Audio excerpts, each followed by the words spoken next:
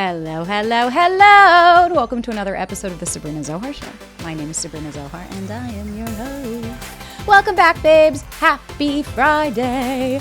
Yeah, Friday. Whatever day it is, I'm super stoked to fucking have you. And today we have a very special guest, one of my really good friends, Nicole Vignola. She is your neuroscientist bestie. She's such a babe. I love her. And we are talking about that limerence, that obsession, why we get obsessed with somebody, what happens in our brain, what's going on, and truly some neuroscience hacks on how we can break that. We've talked about it on different episodes, and now we're getting that real neuroscience component to it, and I'm so goddamn excited.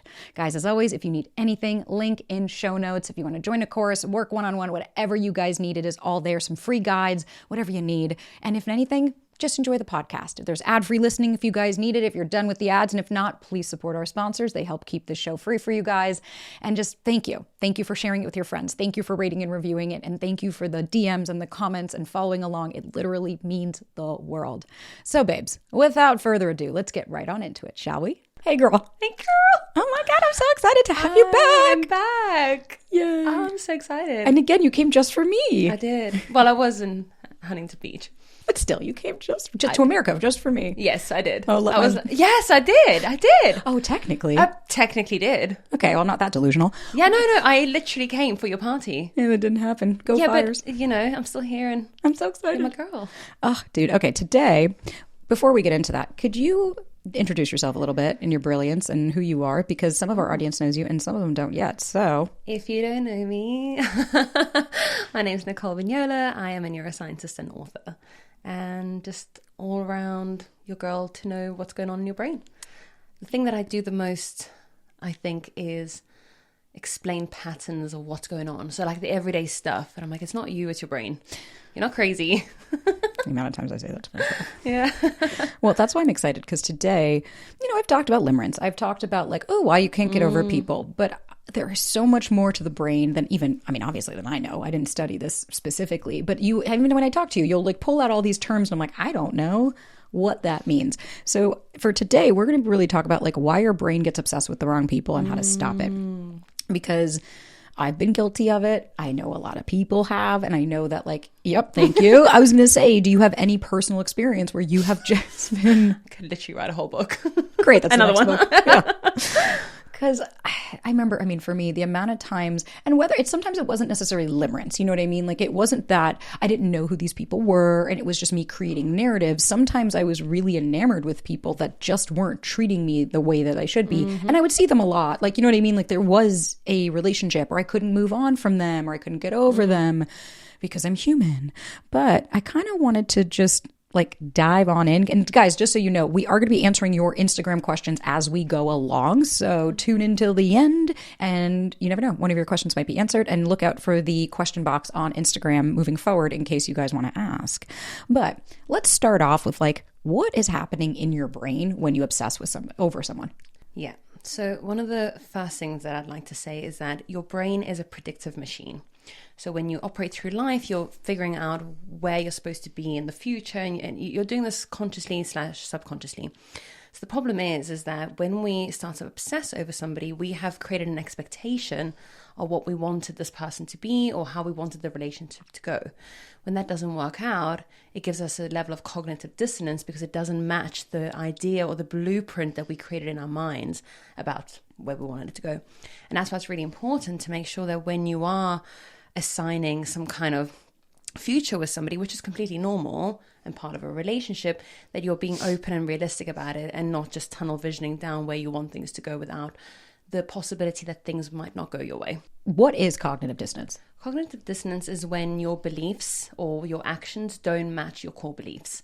So there's there's a bias and there's a mismatch in how the actions show up with what you believe to be true.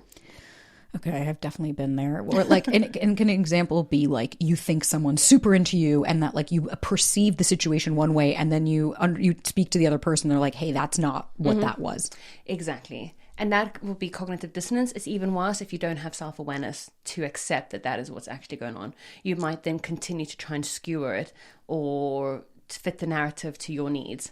And I'm curious now, like if we go a little deeper, because I think I talk a lot about dopamine reward systems and like, you know, intermittent reinforcement, things like that, like almost like a slot machine, right? Like we are wired in the same way. Yeah. But could you explain a little bit more about dopamine, intermittent reinforcement, and just like reward pathways? Like our brain, I know it loves shortcuts. It loves going from like here to here. It doesn't want to have to think more or do more. But if you could explain a little bit more specifically on dopamine, because I think a lot of the content we see is like misusing it. Dopamine, oxytocin, all the neurotransmitters. But how does it actually work? Dopamine is the molecule that puts you in anticipation drive for the reward. So people think that it's responsible for the actual reward. Now, dopamine is released under two conditions. When you have an anticipated reward, it will be released in anticipation of it. So you're working on a long-term goal and it releases in an attempt to get you to that place. It then drops when you receive the reward. Anticlimactic. Yes, anticlimactic. It is also released when there's an unexpected reward. So you get a notification, the guy you like texts you, and you're like, oh, okay, reward. The problem is that both of them can be quite addictive, especially the one that's unexpected. To me, that makes sense because I know, oh God, it was addicting, right? Like when I'd wait for the text, like I remember, God, when I was in my fucking heyday of like just the anxiety being so high, right? Because it's like, we have two parts to this. There's like this psychological, like, oh, you have childhood and you have the core belief, but then you do have the brain that like when cortisol is spiked and your neurotransmitters are being depleted and you're like, I'll take anything, right? Like give me the high. And I remember like the waiting for a text was literally a fix. Like I would bring my phone into the bathroom and keep clicking the screen, refresh, waiting to see, or you know what I would do? I was the queen of this. I wouldn't save their phone number so that when I'd look on the phone and I'd see the number, it would give me this jolt of energy.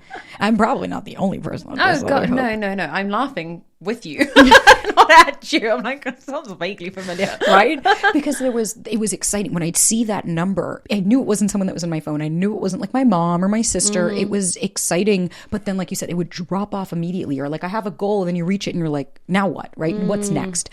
And so I'm wondering, like, how do the reward pathways play into this kind of like just cycle? Yes. So dopamine is a reward-based learning mechanism that told you what you did to get to that particular feeling. The problem is that you can go into withdrawal. So for example, when you don't get the text, you start to, the dopamine's lowered. So you might feel irritable and you might start feeling like a craving, almost like a drug craving or, a slot machine craving, like you said. And it's upsetting when you don't get what you want. And that could be quite sort of drastic for the brain. And that's why it's really important to check ourselves that we're not feeding into this reward-seeking behavior. Because even though the brain likes to take shortcuts, we can train ourselves to choose long-term reward. So every single time you have a quick hit of dopamine or a quick reward or something that gives you an instant gratification, the more you choose it, dopamine is a reward-based learning mechanism, the better you will become at going for that. And a question about the neurotransmitters, like if we're talking about specifically dopamine, because I know that that's kind of plays so heavily into this, is your body, I'm curious, does your body ever like get used to it? Like, do you need more and more and more? Or is your body just like, hey, I love this, I'll take it all day? Like how, because like with drugs, right, you would need more because you start to get used to it. Exactly. So when you have a high dopamine spike, it will then drop a little bit below baseline while there's a refractory period. So that's that time that normally the dopamine stores will be replenished. If you then go and seek a reward shortly after, you're going to need more dopamine to get that same feeling. And so that's why at the end of the day, you're unconsciously scrolling on your phone, refreshing your feed every 5 seconds because you're looking for something that's going to make you feel just as good. Oh, God. And it can get very dangerous with texts because they're limited.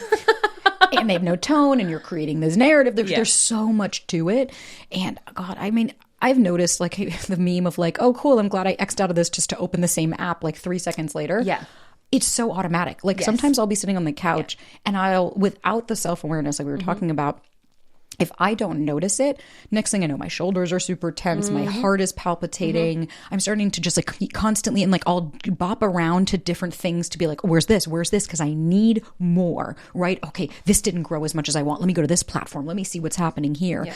It feels safer to me to constantly chase something versus when I put my phone down, you're like, I don't like this. I need something. And it's like, how long does that Oh, I have so much to say about this. Please. So simultaneous with dopamine release, we also have norepinephrine release. So norepinephrine is responsible for focus. It's responsible for stress as well. But if you were focusing on your computer or on your phone, you need that norepinephrine to be a little bit higher because you're focusing on something.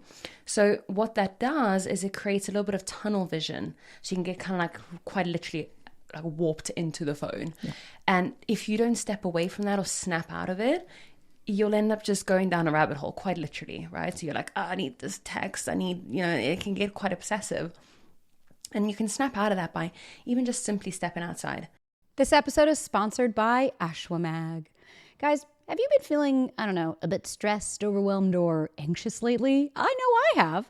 But staying mentally fit and emotionally resilient in this increasingly very complex world can be really tough. But you don't have to go at it alone. And I want to tell you about Ashwamag. It is the #1 selling natural mood and emotional health support supplement. So, Ashwamag was formulated by top nutritional psychologist, and Ashwamag combines clinically tested organic ashwagandha, 2 types of magnesium, L-theanine, and vitamin B6, all of which support a healthy nervous system by targeting the root cause of anxious feelings and poor mood.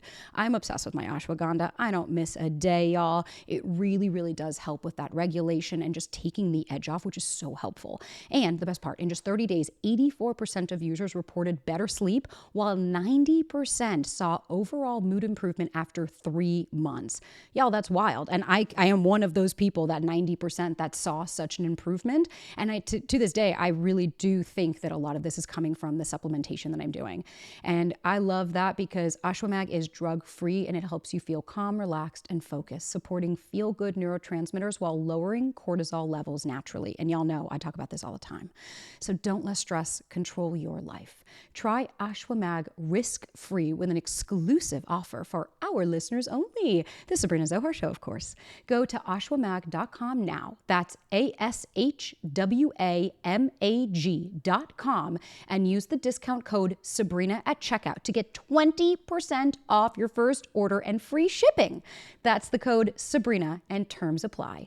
Ashwamag is nutrition for a better mood. Now, the second part of what I want to say is that the unfortunate thing is that to rebalance your dopamine stores, you need to sit with that discomfort, that feeling of I want more.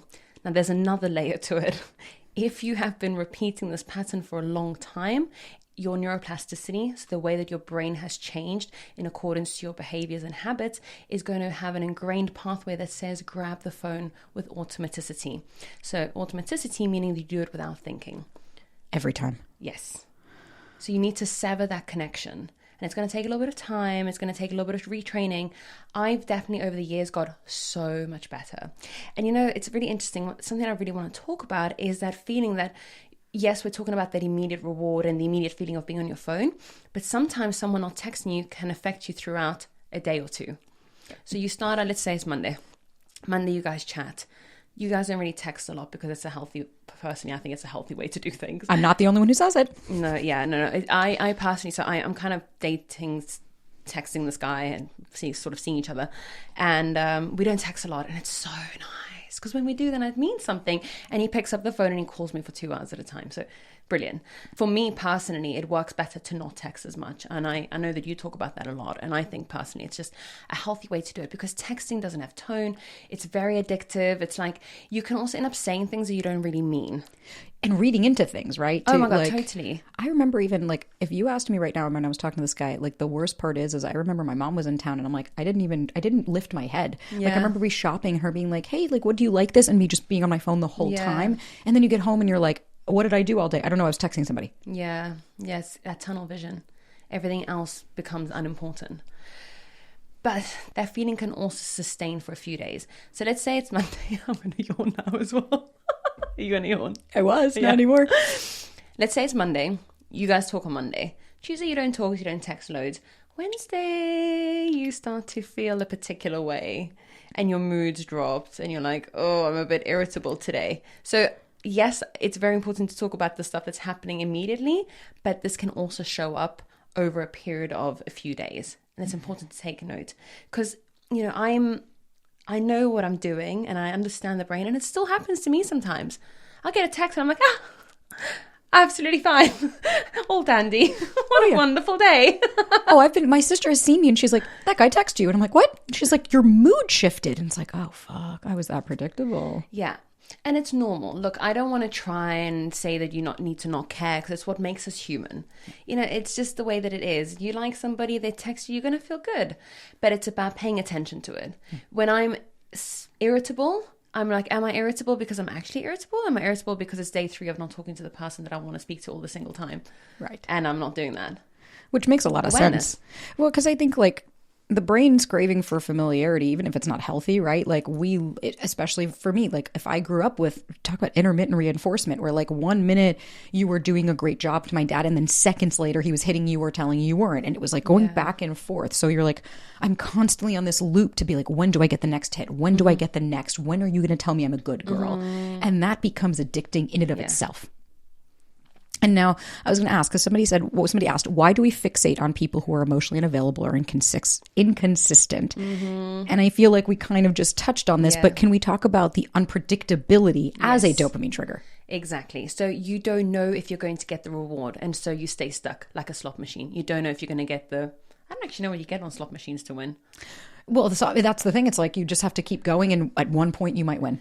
Exactly. And that's exactly how it is when you're dating someone that's unpredictable, or do you say unpredictable or not? Emotionally unavailable, inconsistent. And is not giving you what you want, because you know at some point you will. They're going to give you that breadcrumb. You're like, oh, I got something. And the brain's like, oh, that feels really good. Let's continue to do this, because that's what we do to get to the outcome that we want. Except it's fake. Yeah. It's not sustainable.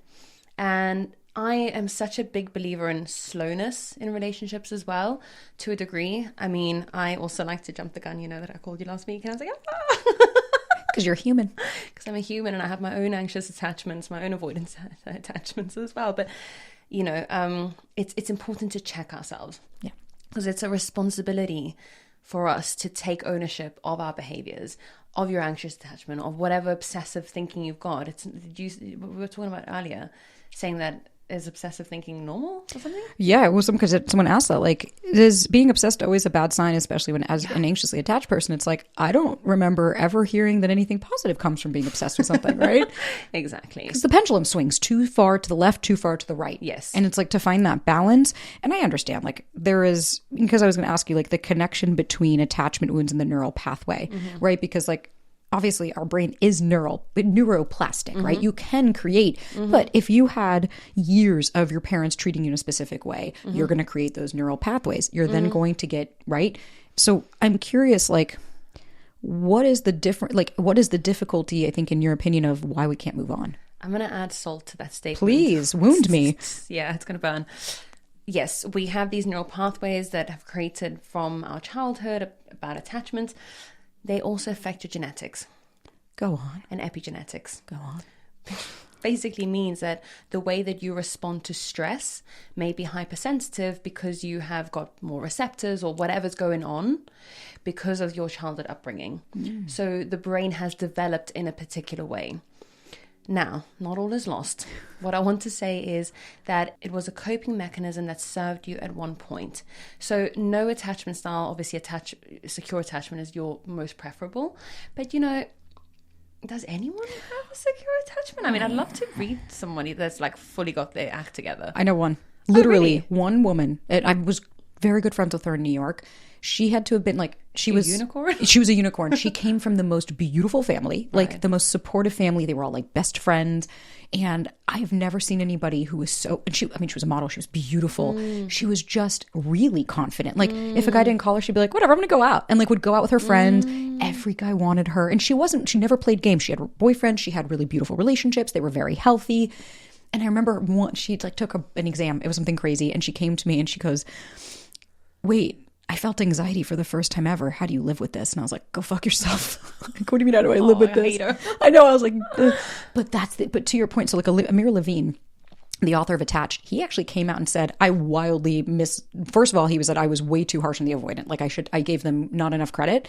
And he said, I said 50% of the population was secure. He was like, not even close. Yeah. So he's even acknowledged that. And I think that's the unicorn, right? The like, I want to get to this utopia of being secure. And it's like, but here's the reality. And I don't know that anyone's going to like it. Earned secure is a beautiful place to be, but you still have your shit. Well, that's it. And I think that that's a beautiful thing, because I also think that your attachment style change in different relationships. And I would say that with my ex, I was definitely more secure attached. But because I nurtured a relationship where I could be, and I think that you can grow into somebody that is secure. And it also depends on which part the other person is mirroring or reciprocating towards.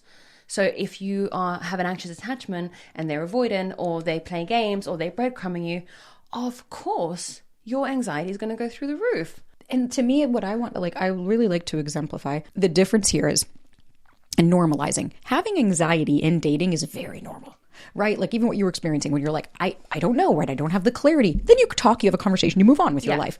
But there is so much normalcy. Like I will never bullshit and say when Ryan and I met, I didn't have any anxiety. It's like, yes, I did. I was still anxious. I was still, because I didn't know what was happening. I don't know how much to give, how much to show, right? There's a difference between a normal amount of anxiety because you're human versus when you're an anxious attacher and you're like, every narrative is about me. I'm a piece of shit. I'm not good enough. I'm not worthy, right? You need to reassure me. I didn't hear from you for 20 minutes. I'm automatically assuming the worst. I think the pendulum swings too severely when we go left or right. And to me, what I see there, and I'd love your thoughts on this, is like, I think there's obviously a patterns and familiarity. And like this person asked, if you keep going after emotionally unavailable or inconsistent people, you're staying on that loop. Yes. And right. Then there's also if you're not self-aware, if you don't see the pattern, if you don't understand what's happening in your body, you're just going along with the ride. You're going to keep repeating the same patterns because the brain doesn't know the difference between right and wrong. It just knows what's been repeated. We have a moral compass in our frontal cortex, but if left up to our neuroplasticity, you're just going to repeat the same thing day in and day out until you pay attention to it. And that's exactly how neuroplasticity works. We need acetylcholine, which is responsible for creating a spotlight of attention on something, and norepinephrine, which brings focus in. So acetylcholine works as like a spotlight in the sense that you're paying attention to my words now, but if Kobe were to be barking outside, you could shift your focus to zone in on that frequency of sound. Okay, so that's acetylcholine. What that means for us to make changes is that we have to make intentional and attentional changes to whatever pattern we're trying to change. So you can't just go, I'm going to change that and then never work on it. You have to consistently do it. This episode is sponsored by Skims. I'm obsessed with Skims. I love everything they made, but I really love their push-up bras. Sometimes your girl wants to feel sexy and look her best. And half the time, I didn't know where to go because no one in my family ever wore that. And I love Skims because it literally is the push-up bra of my dreams. I never thought I would find a push-up bra I love until now. And I have been eyeing, trust me, I've been eyeing the viral Skims Ultimate Bra all over my feed, and I totally caved. Because the reason I don't love other push-up bras is they can be bulky and heavy, and you kind of feel like there's something there. But this one from Skims lifts and supports me literally like no other bra I have ever tried, and I am officially converted. Plus, this literally feels like butter. All of their fabrics are so incredible. They're so high quality, and I just am obsessed. I love the way they feel. I love the way they look, and I literally cannot scream this loud enough. And I love that this bra actually gives me cleavage instead of my boobies and my girls just feeling like they're pushed together. I love Skims so much. And now, guys, you can shop Skims Ultimate Bra Collection and more at skims.com. And after you place your order, please be sure to let them know that I sent you. Select podcast in the survey and be sure to select my show, The Sabrina Zohar Show, in the drop-down menu that follows. The other prerequisite for neuroplasticity is repetition. Yeah. So that's what I'm doing at the moment. And, I am changing the way that I'm showing up in relationships and the way that I expect someone else to show up for me in relationships. And it's a wonderful thing. And it's actually an opportunity. And I've been talking about this on podcasts. I'm rescaffolding my life a little bit. Yeah. And so it's a wonderful opportunity for me to go, actually, I've done things like this in the past. I want this to go different this way. So I need to accept different things and maybe sit with them, recalibrate, speak to the person that I'm dating, speak to the person that I'm speaking to make sure that I'm, navigating this thing effectively with somebody else as well, because I want something different for my life this time around in this relationship. The funny thing is that's how you're going to get it, is when you sit in it, specifically for your situation, absolutely, because when you face it and you talk and you're like, oh, so scared of this, I know, but we did it, right? Yeah. I always say mixed messages create bad situations. Anyone that's heard me on the last 3 podcasts that have come out, they're going to be like, okay, we get it, Nick. But I can't reiterate that enough. Mixed messages create bad situations. Just talk it out. But that's a skill, to be able to talk without getting angry, to talk without getting emotional, to a certain degree, because emotions are always going to be there. I don't want people to be like, oh, you have to be unemotional when talking. Right. But to not let your fight or flight or fawn, take over. To be able to regulate, or to me, I'm always like, I don't want you to get rid of your emotions, but I want you to learn to respond, not react. Right? Like how do you respond to your emotions? Like for me, I was guilty of that. Like if a guy ended it, obviously heterosexual woman speaking in those norms, please fill in that blank with whatever feels comfortable to you. When I was dating a guy and, they like something, it would end, right? It's like I could choose. What I would forget often was that I did have a choice, and I might not have liked the choice, right? Like that's the thing about regulating and coming back. It might not be that I love the decision that I have to make, but when my prefrontal cortex is offline and I go back here, what did I learn? My father used to be irate and scream. So I would just be like, okay, scream louder, right? Get their attention, do whatever you need to do. But when I put space, which took practice, right? I had to learn how to like literally sit there. I'd be like gripping the chair. And then I'd say, okay, it's been a minute, right? And then I'd be like, I could do 2 minutes. I could do 3 minutes. I can do this. By putting the space, it allowed me to say like, wait a minute, do I want to autopilot and just go that knee-jerk reaction and just go right into what I always do? Or do I want to make a conscious choice to be able to say, I'm going to handle this differently? Yeah. And that's literally the crux of my book. I talk about this so much, that space where you feel like it's never going to happen, and eventually that space gets bigger. So we also have error detection areas in our brain. So when you do the thing, when you do the knee-jerk reaction, we have the ability to go back and realize that we did something wrong and that we need to redivert. So if you feel like you're failing, quote unquote, at changing, just continue to pay attention to it, because that space will get bigger. And in that space, you insert the decision to divert those pathways into something different. And I love that, because what you're also saying is like, have some compassion, right? Like you are human, it's going to grow. And if we can learn to have compassion for ourselves, we can also learn to have compassion for other people. Because like, I'm not going to air your dirty laundry, and I'll air mine though. But like with your situation, both of you could have gone back to knee-jerk reaction and been like, don't want to do that. Same with me and Ryan. Like we have so many times. I have these super avoidant parts where I'm like, it's just easier if I stay at home with my dogs. Yeah. And I remember Ryan called you and even said, he goes, I know that that's easier for you, but do what's harder for you right now, which is for you. And I see him every day. He'll sit there and he's like, I know this is really tough, but I have to be honest with you. And he'll say it.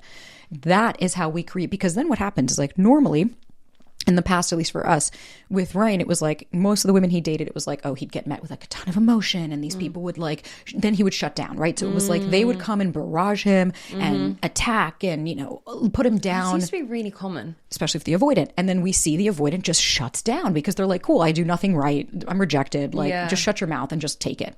So when we first started to date, he went back into that. And for me, it was really important to be like, hey, what's coming up for you? By doing that consistently, now, exactly. He learned this is safe. I can express myself. My partner supports me. Even the other day, I said something and he was like, thank you so much for actually supporting me and not judging me. And I was like, of course, you're a human. I love you guys. Thank you. Because when you can have compassion for yourself, for me, I'm like, I have my anxiety. I have my shit, right? Yeah. But it doesn't define me. It's the same with your partner. If we can learn that like avoidants are not bad people, anxious people are not bad people. We are coming from default. Yes. From something that you've learned that served you as a safety mechanism, which worked at the time when it developed. I'm going to blow your mind a little bit. Do it. When we're compassionate with ourselves, we release dopamine. Shut the fuck up. When we berate ourselves, we don't. What did I say in the beginning of this podcast? Dopamine is a reward-based learning mechanism that tells you what you did right and what you should do to get to that point again. So when you go, hey girl, you did good there, it's going to be like, let's continue to do this. How many times have you berated yourself for doing something, drinking, smoking, eating the cookie, texting the guy, and how many times did it work? Oh, I always think that I'm like, if I screamed at you, would that change you? No. If I said I totally understand, you'd be like, okay, thanks. Exactly. That makes you feel good, releases dopamine. So you're like, ooh, yeah, that's good. I want to keep doing that. So little congratulatory steps, small wins, appreciate them all. There are some days where I'm like, you got out of bed. Yeah. Literally. And I congratulate myself for that. I went through a really hard time last year. 100%. Well, that's kind of like when every time I say like, moving on from someone, taking them off the pedestal, and I get like, well, that's easier said than done. And I'm like, for some people, getting out of bed is hard. You choose your hard, right? When you do it and you're like, holy shit, I did this. I'm here now. Yeah. then it shows you, I can keep doing it. I can Yeah. keep doing it. Confidence isn't built because you know what to do. Confidence is built when you've done it, you succeed, and you're like, or Yes. you don't die, right? Like that's a positive. And you realize like, I can do it again. Yes. But I did want to ask you, because like, I think a lot of people have been asking like the emotional versus the logic, right? The two sides, right? The two, if you will, two sides of the brain. Why can't we just move on? But I wanted to talk about kind of the battle between the limbic system and like the emotional and the prefrontal cortex, that logic part. Do they connect? Do they communicate? Like, what is the disconnect? I love this question. So I think we have it twisted in the sense that we think that those two parts of the brain should not communicate, or they don't. They do. And the better you become at regulating your emotions or accepting that you are feeling a particular way, the better you become at regulating and strengthening the frontal cortex. So it's not that you don't feel the emotion, it's that you can bounce back quicker.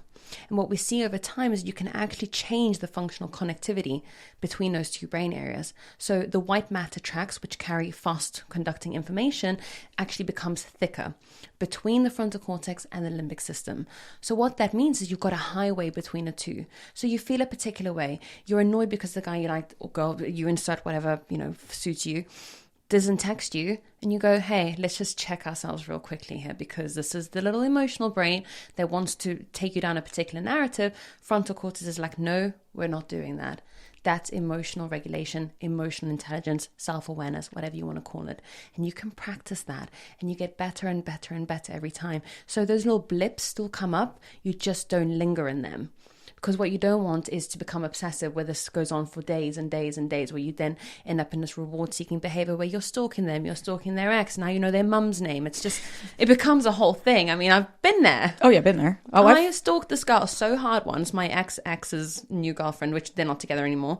You're like, and I know that. See what I did there? Proved our point. I stalked her so hard that I swear if I bumped her in the street, I would have been like, oh my God, you're a celebrity. How was your trip to Bali last year? Literally, like, you're royalty to me right now. Yeah, that pink dress is great color on you. Yeah, because I built this idea in my head to the point where when they broke up, I was still in a habit of checking up on her, because that's the automaticity. Pick up the phone, go and check. I can't even remember her name, thank goodness. Yeah. Thank God for that. And I would just do it out of habit. And again, it's proof that those pathways get repeated. So the more you repeat something, the more you do it without thought. This episode is sponsored by Nutrafol. I love Nutrafol so much. Y'all, I've been taking Nutrafol now for over a year, and I will not stop. I am constantly just making sure that my stash is getting bigger and bigger, not smaller and smaller, because I take it every single day. And what I love is I have seen such an improvement in my hair growth. I've had decreased shedding, serious visible thickness, all while taking Nutrafol. And truth be told, we always used to joke that my hair is everywhere. It actually is, because I was shedding. My hair was thinning. I was having a lot of hair issues, and you guys know my hair is my thing. It's my one kind of comfort, and I wanted to make sure that I could take care of it. And I know you guys may have heard of Nutrafol's hair growth supplements and wondered, do they actually work? And it's a totally fair question and valid, because there are so many hair supplements that overpromise and underdeliver, and I have tried my fair share, but Nutrafol really is different. It's the #1 dermatologist recommended hair growth supplement brand, so start there. And it's trusted by over 1.5 million people and has been clinically tested to deliver real results in just 3 to 6 months. I love it. I am just so obsessed with Nutrafol. I personally think what I love too is that they have different supplements. So they have the postpartum, they have menopause, they have a plant-based lifestyle. And for me, I love that Nutrafol has you covered no matter what. I just take the good old regular Nutrafol and I love it. I'm obsessed, and I will not stop anytime soon. So guys, this summer, stop worrying about your hair and start making memories. For a limited time, Nutrafol is offering our listeners $10 off your first month subscription and free shipping when you go to Nutrafol.com and enter the promo code Sabrina. Find out why Nutrafol is the best-selling hair growth supplement brand at Nutrafol.com, and that's spelled Nutrafol.com, and the promo code is Sabrina. That's Nutrafol.com, and again, the promo code is Sabrina. Question on the prefrontal cortex, obviously the logic part, is the limbic system like the amygdala, and like is it a specific part of the brain, or are we it's a network of brain areas. So you've got like the anterior cingulate cortex, a whole bunch of stuff in sort of this inner area of the brain. So the emotional part of the brain is important. I don't want people to think, oh, I'm too emotional, because I'm quite emotional. Same. Like I'm It is who I am. It's the reason I am who I am. It's the reason why your podcast does so well, because you just say things the way they are. And I'm like, she's speaking from the heart. Just say it. Right? But you have good emotional regulation where if shit comes up in your life, you're like, nah, we're going to check this right now, pay attention to it instead of spiraling. Yeah. Because if left unchecked, you will go into catastrophizing, where you create this whole ideology of what is going on in your head that is not necessarily true. What that does is it changes the connectivity between the default mode network, the network of brain areas responsible for your idle thinking. You know, when you're not thinking of anything, you're going through life, you're cruising, you're driving, you're washing the dishes, you're not doing anything, so you can't distract yourself. That's your internal mind wandering. If it is connected with parts of the brain that communicate threat, that could be upregulated in a way that then becomes ruminative, negative. It's a space that you don't want to be in because of the way that you have essentially wired this part of the brain. Do you have any tools or things that people can do? I know your book is like full of them, but things that come to the top of like, if anybody's listening right now being like, okay, I do that, right? Where do they start? Is it something as simple as like name it, right? Like, or what can we do if you don't necessarily have the self-awareness? Yeah. Naming your emotions is one of the biggest tools, because what we've seen is that it actually reactivates the ventral medial prefrontal cortex, part of the brain for logic, and it quietens down the amygdala. Then you can actually process the thoughts and emotions as well without that fear perception involved. Because the problem is that once that amygdala is active or heightened, it's going to start detecting threats in your environment until it quietens down. So all of a sudden, everything becomes exacerbated. I was talking to Scott, I think, and we were talking about the snake or stick theory. So you're walking in the desert and you see a stick, which looks like a snake. It's not a snake, it's a stick. Now all of a sudden you're hypervigilant and all you're doing is scanning for snakes. Yeah. Okay, but which you wouldn't have done unless you had accidentally thought that that was a snake. Yeah, I know what you mean. You know what I mean? Yeah. And that's how the amygdala works. So if you perceive something to be maybe threatening, like somebody hasn't texted you or whatever, you get an email, now your amygdala is active. Or you get an email and you assume the worst, and then for like 45 minutes I'm like on edge, and I'm like constantly rereading, going back, and I'm like, actually that wasn't anything. I reread the email and there wasn't an issue. Yes, and that can skewer your bias as well. That can skewer your perception of what you're actually seeing. And you know that because you can reread a text when you're relaxed and go, oh, I definitely did that one wrong. Yeah. That wasn't the tone I had put for them, or like, oh, wow, they actually didn't say anything that bad. It was just pretty direct. Yes. And the thing is, the brain and body, or actually, let me say that again. The thing is, the body needs to communicate with the brain that the threat has been removed. So the snake is not there. And that takes some time. We can also fast forward that mechanism by doing something like the physiological sigh or some kind of slow breathing where you're exacerbating the out breath. So 4-6 breathing. So what that does is it reinstates activity in the parasympathetic nervous system. The amygdala goes, okay, there's no threats here, let's quieten down. If you don't quieten down that amygdala, it can become a trigger stack, an event where by the end of the day, you're like, whoa, everything's out to get me. Yeah. God, I fuck that up every time. I'm like parasympathetic, sympathetic, and I always mess it up. I don't know why. It's like, you know, just certain things in your brain. And sorry, so I was going to just conclude to say that all of these things increase your emotional intelligence, awareness, and create that connection between the emotional and the logical brain. So that over time, you still perceive the stick to be a snake accidentally, or you still get triggered by the text, but you're able to regulate from it a lot quicker so that it doesn't ruin the rest of your day. Well, someone had asked, why can't our emotions catch up with our logic? You know the facts, but it still hurts. Because I think we know that cognitively, right? I'm intellectualizing. I understand it mentally, right? Like, okay, they're not good for me. But yet, all of a sudden, I'm spiraling and I'm noodling and I'm canoodling onto it. And I understand, like, there are emotional memories, right? And logical reasoning might not necessarily be accessible. But at least I know for me, like, from when I try to intellectualize, like, why questions, why, we're just stuck on, like, our brain not wanting to feel the feelings. But I'm curious, like, what do you hear when I say that? So the illusionary truth effect is the effect that if you hear something repeatedly over and over and over again, even if it is wrong, you will ingrain that thought in your brain. So you could start to believe your negative thought. Am I going down the right way? Yeah. What was the question? Well, there's actually now two, because someone said, why can't our emotions catch up with our logic? You know the facts, but it hurts. And someone said, why do I spiral when I know my needs aren't being met? So I think you're kind of answering both of these.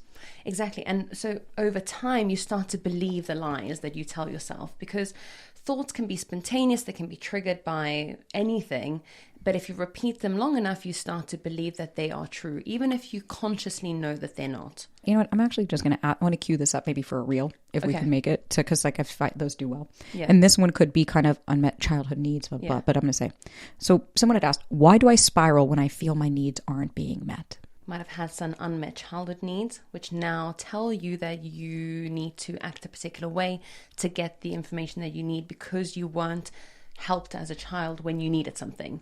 So now you've learned that you have to overcompensate. Yeah. Especially like if you had a caregiver. For me, my caregivers made it very clear that my needs were too much because they didn't have the bandwidth in order to satisfy them. So now when somebody didn't, it triggered me to be like, oh my God, that's my parents, right? That's my dad. And I spiral because it was easier for me to blame and shame myself because as a little frittata baby who had her brain that was like a fourth developed, I just assumed and put it in there, okay, your needs are too much. So if this person can't satisfy it, there's something wrong with you.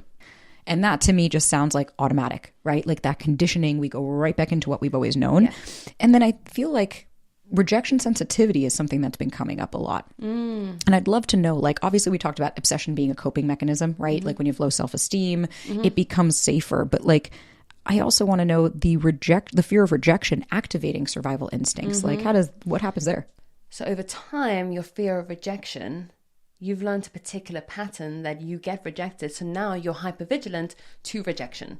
So you're anticipating, as I said earlier, your brain is an anticipation machine or a predictive machine that kind of knows what's going to happen. So you start to think, I'm going to get rejected anyway, or I don't want to do this because I'm going to get rejected. Right. And you become hypersensitive because you don't put yourself in the places where you can gain evidence that you can do it. So it's a double whammy there. You've got this rejection sensitivity and you don't put yourself out there. So now you're not gaining any evidence to tell you that you are wrong and that you can do it. Because we gain confidence by going to places where we have none and then gaining evidence that we can do it. Yeah. But if you don't do it, you don't gain that evidence. And that heightened sensitivity of rejection becomes hyper exacerbated. And somebody had asked the question right after it was, I assume I'm ugly and men leave me due to my looks. How do I stop obsessing over my appearance after a breakup? And I think you were really just describing that.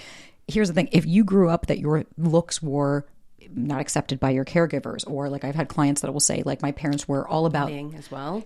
Which one? Children, bullying, exactly. Or like I've had people who are like my mother, it was obsessed with being pretty, or you always had to look put together. Well, then that's to me what I see is if you're filling in the blanks, right? Someone breaks up with you and you're automatically assuming it's because I'm not pretty. It's like that's projecting onto them how we feel, right? Because I feel like that must be the reason you don't like me when it might have nothing to do with that. Well, exactly. And now, you know what I love about the internet is that we have an insight to other people. So you see people of all calibers, pretty, ugly, whatever, which is subjective, by the way. And beauty literally is in the eye of the beholder, because you could actually find someone very attractive that is maybe not necessarily quote unquote attractive on paper, but their personality is what, changes everything. And then it skewers your perception of what they look like. And it shows that beauty is really like deeper than just physical surface level. And you can also have someone equally that's so beautiful and have a horrible personality. Yeah. If you have a horrible personality, you might like that. But if you have a nice personality, you're going to be repulsed by that, regardless of what they look like. And so what I love about the internet is that you can look any way and you're always going to find love. Well, it's like the halo effect, right? Like, oh, well, they're pretty, they must be amazing. And you're like, oh my goodness. Yeah. Right? Just because they have one aspect does not make them that everything means that they're amazing. Or vice versa, right? Oh, I don't like this one thing, so they must not be good. And it's like, to me, I see that's rigidity, black and white, good or bad. Well, that was what I was going to say. It gives me kind of like fixed mindset type thinking. And that's what's so important about Janusian thinking, is that two things can coexist at the same time and neither cancels the other one out. So it's the ability to hold two opposing thoughts in mind. Okay, maybe you're not quote unquote pretty on paper, but it doesn't mean that you're unworthy or unlovable because of your looks. Right. There's not the automatic, right? It's not mutually exclusive of like they broke up with you because you're ugly. It's like exactly, maybe they just didn't think they were compatible with you. Well, exactly. And I think, women have it hard as well. I think men have it hard. I think we all have it hard. Everybody has it hard, but it's a dog-eat-dog world. We put too much emphasis on what people look like, but I think that's shifting. And that's what I love about podcasts like yours, because we're getting deeper into the roots of what is going on in our brains and our minds so that we can better ourselves to be better looking, because we're working from the inside out. I love that. This episode is sponsored by Minnesota Nice. Y'all, we need to be real for a second. We are in a quiet crisis. Did you guys know that 1 in 8 Americans are prescribed anti-anxiety medications? And for a lot of folks, getting off of them feels impossible. Yours it truly was also part of that.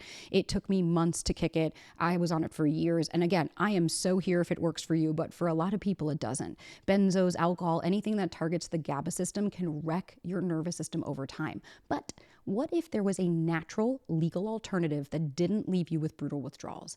That's where Amanita muscaria comes in. You've seen it. It's that iconic red mushroom with the little white dots from Mario and Alice in Wonderland that are so cute. And it's not poisonous when used properly. In fact, it can help support relaxation, dream recall, and deep sleep without addiction because it works on similar receptor sites as benzos and alcohol, but without the dependency spiral. Minnesota Nice Ethnobotanicals is the #1 importer of Amanita in the US, and it's trusted by over 25,000 customers. Just look at their 5-star reviews. Everybody rants and raves because they ethically source from over 40 distributors worldwide, so your calm doesn't come at someone else's expense. They've got Amanita, yes, baby, but they also have Blue Lotus, which I love. It's a natural aphrodisiac. Kava, they have Kana, they have California Poppy, and they have in gummies and tinctures and extracts, you name it. So head to www.mn-nice-ethnobotanicals.com/Sabrina and use the code Sabrina22 for 22% off your order. Don't worry, babies. This will be in the show notes. That's www.mn-nice-ethnobotanicals.com/Sabrina. The code is Sabrina22. Don't wait, babies, because this deal is for my listeners only, and you deserve to feel good naturally. So let's do the work together. Right? And now back to the show. Can we talk about now, like kind of end this by how do we stop obsessing, right? Because we know why, right? We understand the cognitive. And for anybody who's listening, anytime you ask why, we could give you the why. I could tell you all day, well, this is what's happening in your brain, but that's not what's actually happening, right? What we need to look at is what's internal. So I was curious because someone had asked, how do I stop or reduce 24/7 obsessive thoughts over my ex even a year after the breakup? And I wanted to talk about, do we have any cognitive reframing techniques or anything that you like that could help to break the loops? Well, one thing that I'm getting from that is that it's a repeated pattern that has been reinforced by continuously checking up on them. I'm going to bet my bottom dollar that this person is checking up on their ex and then reinforcing that obsessive behavior through the slot machine. You're not getting that reward, and dopamine says, let's continue to do this. And so you continue to do it. So it's obsession is a thing that happens, but it's also a choice. Yeah. You know, that's the ugly truth. It lies in your choices for sure. Because the more you give into it, the more it's going to just reciprocate and strengthen those pathways. So when you feel the urge to check up or to go back and check on them, delete all the photos, sever all contact. The fundamentals of neuroplasticity are that if two neurons, it's called spike timing dependent plasticity, if two neurons simultaneously activate within a specific time frame with enough strength, they will merge. And so the opposite is true as well. If they don't sync, so neurons that fail to sync fail to link. So if they don't communicate, so you get that urge, check up on them, think about them, go and look at photos, listen to a sad song, and you go, I'm going to add that space in there. Over time, you will sever the automatic connection. The neurons that fire in sequence that lead you down a trajectory of a rabbit hole. Yeah. You know, Alice in Wonderland, boop, in you go. Oh, yeah. You can choose to not go there. This is the other thing, like people have so much more strength, mental strength, than they give themselves credit for. Yeah. You're better than that. You're bigger than that. I know that it's not what you want to hear. And you're like, no, I need the tool. You are the tool. Yeah. You can stop it.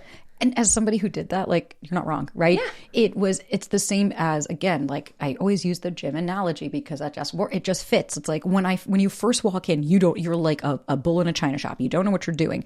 But the more you do it, the more you start to understand what is going on. Yeah. And for me, like I used to, because someone had asked, how do you not become obsessed with a guy when he starts showing interest? That right there is, first of all, why Masha and I created the nervous system course. It's like regulating your nervous system is just even understanding it. Okay, what happens right before they show you interest, right? Are you anticipating? Are you judging yourself? Are you hoping that they're going to validate you, right? Like, how do you view yourself? How do you view them? Where are you putting them on a pedestal?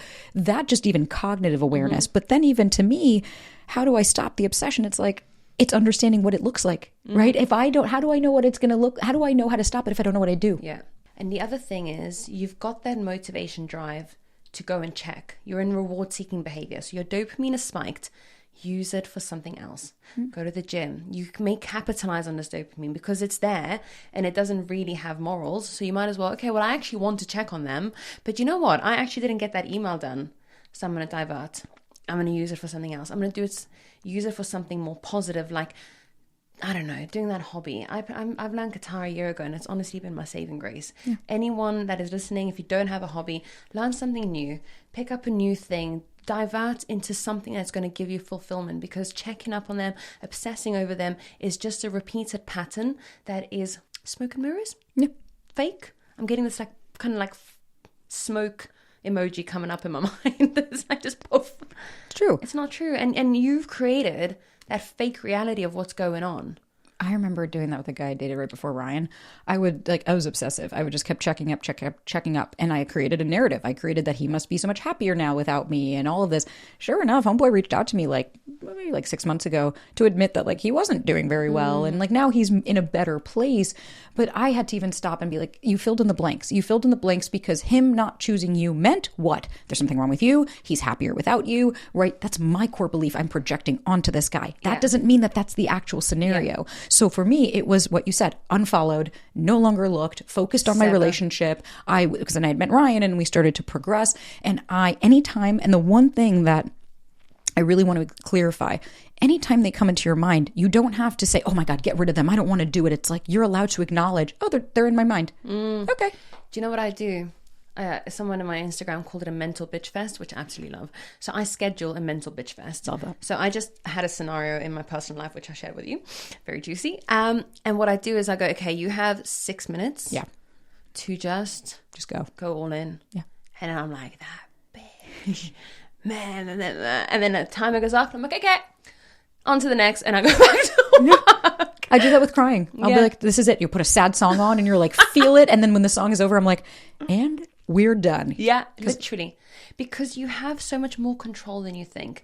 Now, just back to what you were saying, when we're going through a breakup, parts of the brain that are responsible for autobiographical memories are heightened, called the anterior cingulate cortex. So what will happen is you'll start to reminisce on all the things you could have done differently to change the outcome that you cannot change, by the way. Nope. We don't have a time machine. So you might as well use that information for future occurrences. So you're putting yourself in a place of empowerment. So you're saying, okay, instead of changing the past, what do I want different for the future? Because a lot of the times we also think, oh, what if they don't like me? What if you don't like them? Right. Did you ever consider that? Did you ever consider that maybe you are the one that might not actually end up wanting them, but you're so focused on what they want that you end up falling into this trap? And it's the reason why I take my time sometimes with things, and I'm like, I need to sit on it, I need to sleep on it to make sure that I'm coming from a place of logic, intuitive thinking, and not just responding because someone is reciprocating. Because I have the tendency to do that. I'm like, they like me. And I'm like, no, hang on a second. Let's just make sure we're making the right decision here that comes from the heart, comes from the intuitive brain, the mind. Which is you choosing yourself and not waiting for someone else to choose you. Exactly. Because then you self-abandon, right? And that's why I think that when the person asked of how do you not become obsessed? It's like, ground yourself, right? Mm-hmm. Every time you start to fantasize, be like, wait, what facts do I have to back this up, right? Mm-hmm. Well, I don't know this person. Fact or fiction. Fact or fiction. All the time. Is it fact or is it fiction? Right? And for me, I couldn't access that until I had started to understand where I had learned the opposite, right? And so I think that's also it. There are layers to this.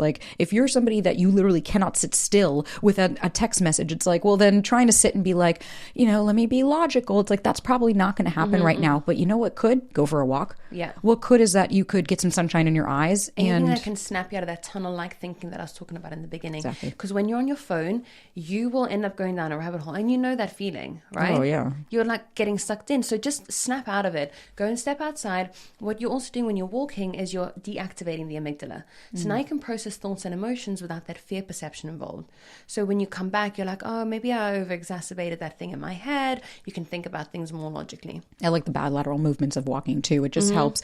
Or sometimes I'll even ground myself of 5 things I can see, 4 things I can touch, 3 things I can take, whatever, 3 things I can smell, whatever. And it just helps to be like, oh, I'm here right now. I'm not a child who's in my parents' living room. I am not a kid who is beholden to what other people say. And like you said, I don't have to look and see if you're choosing me. I can also say if I'm choosing you. And here's the other side. I know, what if it doesn't work out? What if they leave me? What if it does work out. Yeah. Right? Are you ready for that too? I talk about this all the time. You break your own heart twice by thinking that what if it doesn't work out? And you know what? Like we're losing touch with dating. And I get it. The dating market is just crazy right now. Yeah. But it's supposed to be fun as well. You know, in a way, it's like those games that you play where you're both reciprocating and you're both giving and taking. And it's a bit of a game. It can be fun as long as both parties are playing. 100%. Dude, I'm so stoked we got to do this. I hope this was beneficial for you guys. I hope that you could learn a little bit more of just even the why, right? Understanding the why and learning get Nicole's book, Rewire. There are so many different hacks in there, different tools, different modalities. But at the end of the day, a whole breakup chapter as well. Yep. Or, listen, there's courses. Like, you got something for everybody. Get the book, join a course. But at the end of the day, just know, how do you stop doing it? You take control of your fucking life. You start to come home to yourself, and you start to realize that you do have a lot more power than you give yourself. And our mindsets, I talk about mindsets in the book extensively.